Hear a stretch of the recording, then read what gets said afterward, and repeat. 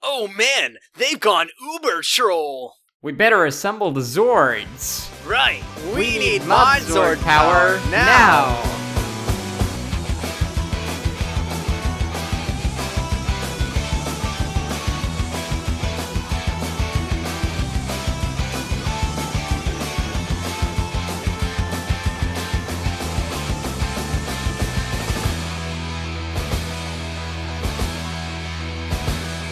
Modularity Megazord, activate! Alright guys, let's take this clown down. What is up everybody? Welcome back to the Oonie MOCShop, where we've been taking a look at some of my custom creations from the past few years. Today is a very special episode because we are not going to be looking at just one creation, or it is kind of one creation. We are going to be reviewing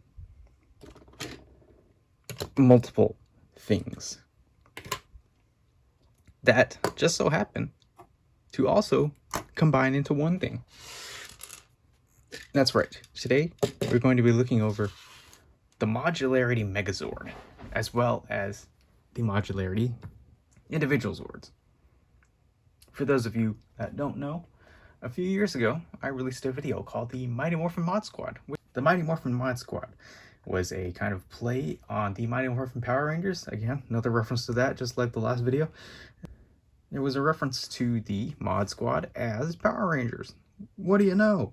Anyways, they had their own Megazord, and lo and behold, I thought it'd be a great idea to turn that into a reality and make it a Lego model, or multiple Lego models. Also, this kind of takes inspiration from when they came out with the Voltron set. So, yeah, you know those guys, right? I would sure hope you should go check out their channel, Modularity. This was another entry into that character building competition from Brickset. Crazy, right? This guy was actually made specifically for the competition.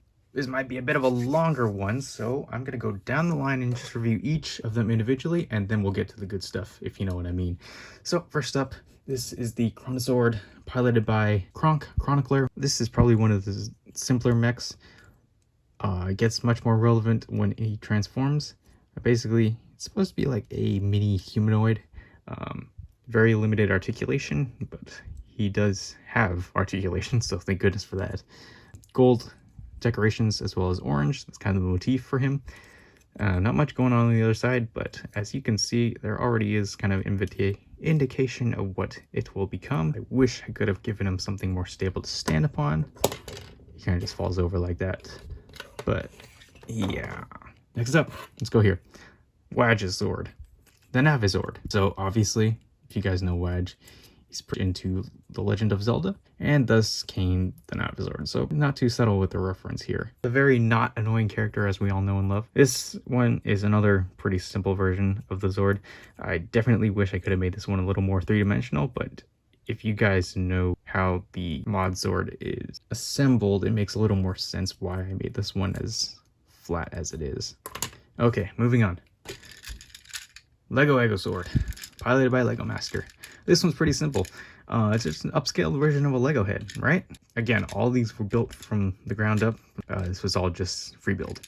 So this guy was tough because had to work in basically every angle. Had to make a round form, and even then, I don't think I did too great of a job, but I think I did enough to get the point across that this is a larger version of a Lego minifigure head. Right? Come on. Yeah, pretty basic, but definitely a fun one to make. Next up, probably one of the most important ones, and definitely, actually this was the first one that I started out with. This is the Slimbazord, piloted by Political Slime himself. Now, this one is probably the easiest concept to grasp. It's just literally Political Slime's face pasted onto a giant cube. What was challenging about this one is actually not even present. It's much more on the inside. Having to combine and work with a cube, but also having to have these ports on the bottom. It was definitely fun to create the face. And at first I didn't, since this is the first one that I worked with, I had to decide what scale for the entire Megazord. once I figured out that scale, I was able to put the face on, and then from there, the rest kind of just fell in place. This one definitely fell apart the most because it was kind of hollow on the inside, but but I bolstered it up with a bunch of bricks, so it's pretty sturdy, and which is good because it has to hold everything together. Next up, the red Tartar Zord. Now this is probably the one that I wish I could have expanded on a little more. Obviously has these guys poking out the top. What I would change if I were to do this again, or just do more with them, add a cover, whatever kind of cover that would be, because John Smith loves his TARDIS, and this is based on, of course, the TARDIS, and it's a red version, so yoo-hoo. I think the most challenging part for me was getting the proper look. So I wanted these all to do the same kind of grid style window. These guys turned out as one of the most visually pleasing, especially when they're used to the actual Megazord. But we'll get to that very soon. Next up, the Indizord, the Go-Zord, the Babe Mobile, as I like to call it. This is Indigo Geek's Zord. It's probably one of the simpler ones in concept, but it was much more challenging to actually make in the Lego form. Basically, this is just a kind of rounded off car, and as you all know, building with Lego does not really warrant many rounded surfaces. So the challenge here was definitely getting in as many curves as I could. Underside, these wheels don't actually turn. I think when matched up against the others, size fits, this cannon thing on the top fits, and I'd say it does look like a car pretty well, or some sort of vehicle. And okay, moving on. So this one. This is an original Zord that I created just for this Lego-ified version of the Modzord. Why? You'll see in a minute. But basically, this is the Navizord. Doesn't really have a pilot, but I always like to think of it as the carrier Zord. This is where most of the team will reside when they're not using their main Zords, and this also kind of acts as a hub for the other Zords. So this is the one that kind of initiates bringing them all together. I like to call it a bat just because it's got the kind of wings to it.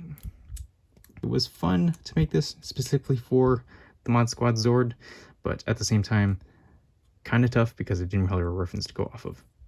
Anyways, that's that. So that is all the main Zords in their individual form. Alright, so I think it's about time we do what we've all been waiting for. Let's bring them together. Modularity Megazord, activate! Alright, so what we're going to do first is from the ground up.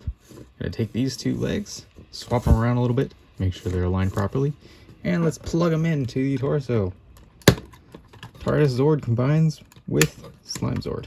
So one of the main inconsistencies with this guy is the legs. They can't fully close because the ports are a little too close. Can't be helped. Otherwise the Zords would not work. So yeah, that's that. But actually it gives them more stability. Next, we need to bring in a bit of an extra piece that I did not acknowledge before. I don't know why I didn't. This guy.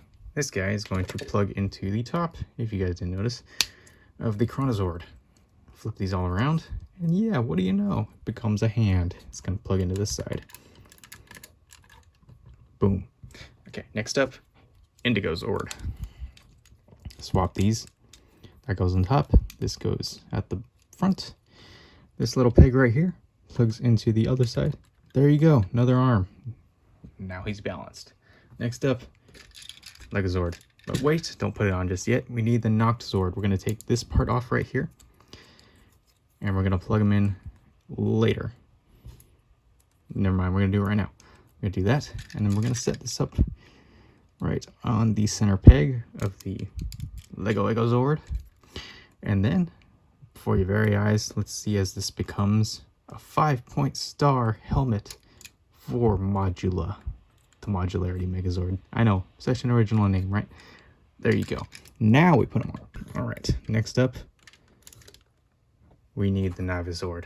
Now, fold up, plug in, and there you have it, boys. Modula, the Modularity Megazord. As I noted at the beginning of this video, Modula, the Modularity Megazord, was created as an entry to Brickset's character building competition back in late 2018. So, while Modula here didn't exactly win us the G2 art book, unfortunately, he did give us one heck of a creative process. I mean, this guy was a blast to build. Let me tell you, there were so many challenges they had to face, and noted some of them when I was looking at the individual Zords. But man, bringing this guy together was a dream come true, but a very challenging dream. Obviously, some things that are different from the Modzord that was the Modularity Megazord that was created in the original kind of animation that I did. There are a lot of differences, like how some of the pieces come together, obviously, some of the way the weapons come together, and some just the general aesthetic of some of the Zords themselves was drastically changed. Like I even added an extra Zord so it can form the helmet. It was all a very, very fun process, and definitely one that inspired me to kind of just keep pushing forward, and regardless of how it looked in the end, I just wanted to keep experimenting over and over and over again. As far as a representation of the Modularity Megazord in the end, I think it turned out pretty good. This is kind of it's like a pseudo representation. Now, I know probably a few of you are wondering the backstory for this guy. So why do I keep calling him Modula? Well, because Modula in himself is actually kind of a sentient Megazord. He has a consciousness that is kind of bound by the Modularity cast. So when they call upon the Zord, they kind of merge their consciousness. Modula, even though he is a bunch of different vehicles combined into one, being piloted by 6 individual characters, I thought it'd be fun to kind of spice it up and say, oh, they kind of form a link that where they act as one, it actually does act in one kind of mindset. As a figure, not very stable. It doesn't have very many points of articulation, and obviously one tip the wrong way, he's gonna fall apart immediately. That was definitely something I would work on if I had to redo all this. But for what it's worth, I think Modula here turned out pretty darn good. One thing that doesn't really get to be expressed, even though I built it as one of the main purposes, is the legs. Those things pop out, if you couldn't tell before, and they do bend. Yeah, look at that. Unfortunately, because they are the legs and they have to support everything else that's on top, they don't really get to be extended much. Like as you can see before, probably point that out a little bit to see he's already tipping. So yeah. As far as height goes, here he is compared to a standard Bionicle figure. About the same height. Well, that about does it for this review of the Modularity Megazord, Modula, as well as the individual Modularity Zords. I hope you enjoyed this kind of mega episode, and drop down in the comments and tell me what is your favorite Zord out of these guys, and just in general what you guys think of the Modularity Megazord. And once again, big thanks to the Modularity cast themselves for giving the inspiration and also lending their aid in. See you guys in the next video, whenever that may be. But thank you guys for watching this episode of the Oonie MOCShop, and I'll see you all next time. Oonie, out.